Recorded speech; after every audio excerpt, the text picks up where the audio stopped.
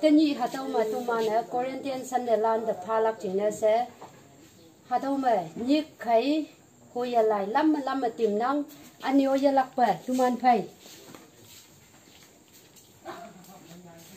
mai yêu lắm mà hạt đâu đi tìm năng hạt đâu mai nhà mai ngọ năng anh yêu hạt đâu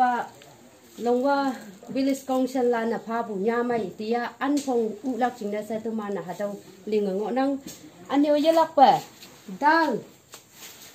hạt đâu kia mai phải xả hạt đâu giờ mai lạc sẽ tại vừa giống mà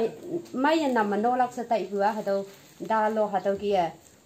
pha lạc chính là sẽ tìm năng anh yêu giờ lạc bể tụi mình nè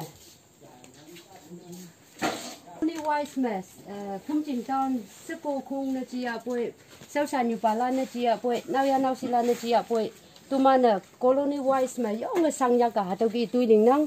nhịp chan bà lan ngộ năng, sao yên lạc bà tui man so tụi mà nè tàu kỳ đình năng, tàu khai, tụi mà nè hắc cái sang đình của tụi mà mùi lan có nhặng nào xí lan nè, hạ hay dưng của miệng pha mà, như xí có mà iman thấy yếm mai của atam ngộ pha mà, sẽ giống người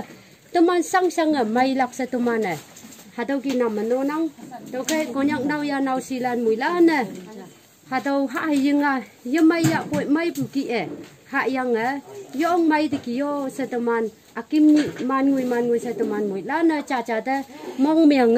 như xí có mà chả thế hạt đâu hùi lại yếm mây bự yang như xí có mà atam hạt đâu kia ngộ bự yang sẽ tẩy bé mùi lan này mây năng kỳ sẽ